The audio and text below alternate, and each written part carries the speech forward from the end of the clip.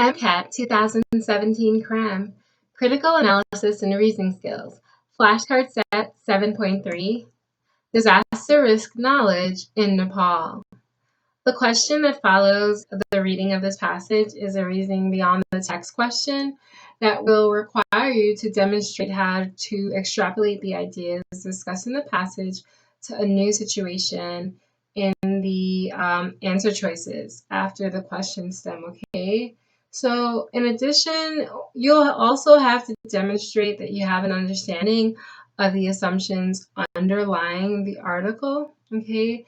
And how the new information in the answer choices will shift the central thesis.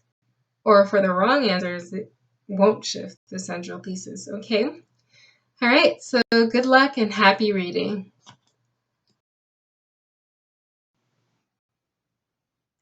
Paragraph 1.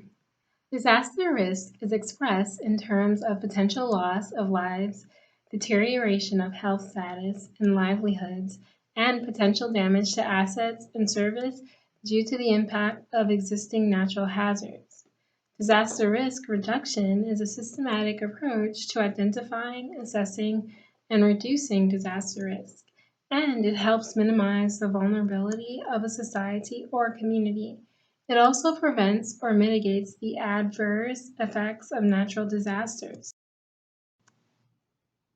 facilitating a sustainable development process. The Second World Conference on Disaster Reduction, held in Kobe, Hyogo, Japan, in January 2005, which adopted the Hyogo Framework of Action, HFA 2005 to 2015, building the resilience of nations and communities to disasters. It has provided a unique opportunity to promote strategic and systematic approach to reducing vulnerabilities and risks.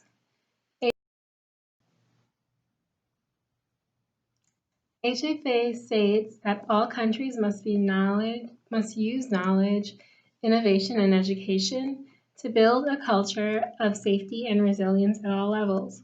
Moreover, it suggests that disasters can be reduced substantially if people are well informed and motivated about measures they can take to reduce vulnerability. Poverty drives people to live in high-risk, marginal areas of mountains, river valleys,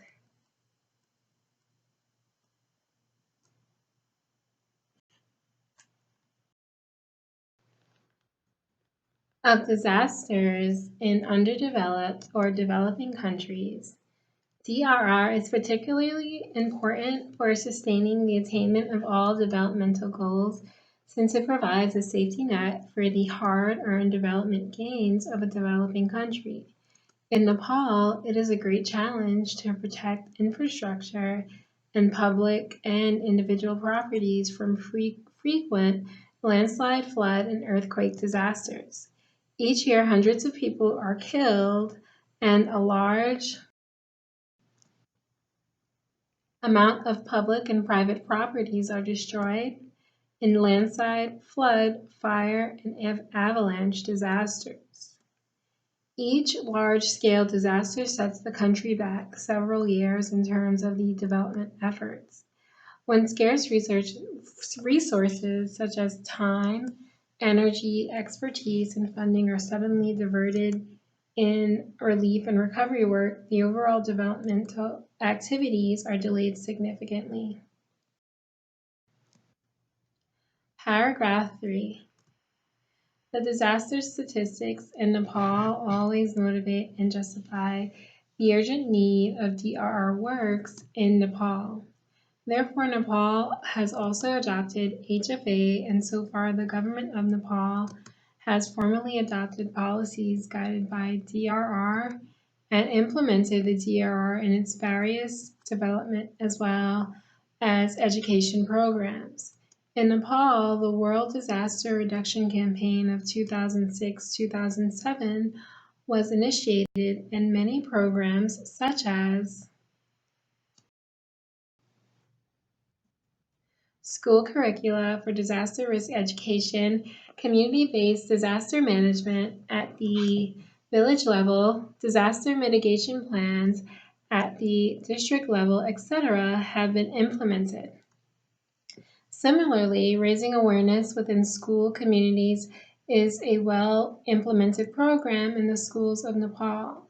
This awareness activity includes training of teachers, organizing disaster quiz competitions among schools and local youth clubs,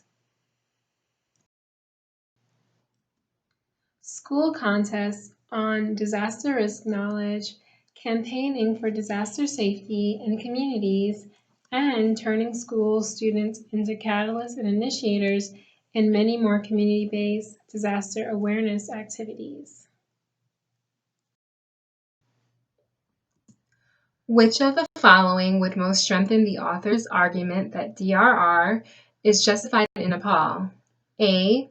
Evidence that the international community would fund the effort, not find.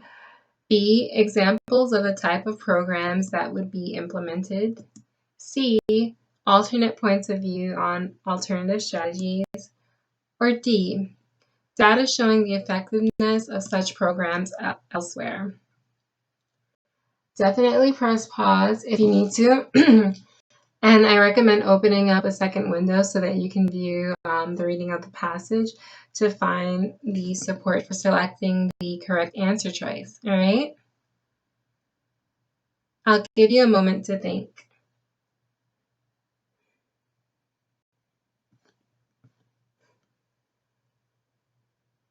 All right, hopefully you've arrived at the correct answer choice.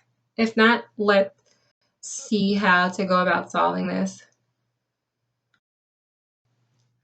Okay, so the formatting of this question is definitely your reasoning beyond the text, and what it wants you to do is apply or extrapolate the ideas in the passage to this new situation, or these new situations rather, in the answer choices.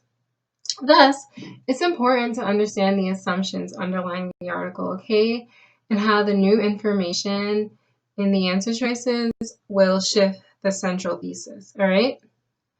The author never offers the reader any concrete data to suggest that public education and natural disaster prevention has meaningful impact. Thus, additional data would greatly help to bolster the author's argument. The international community's willingness to fund disaster relief education, as mentioned in answer choice A, well, let's see. This doesn't have anything to do with whether or not the DRR is a good strategy, so I wouldn't pick answer choice A.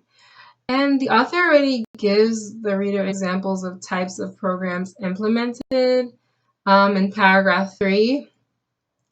So answer choice B, additional examples wouldn't be the best option to strengthen the argument.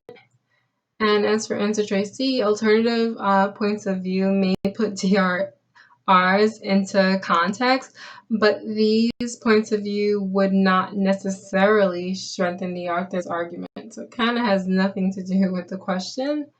So I think the best answer in this case, because you know this is a superlative type question, most strengthened, would be answer choice D.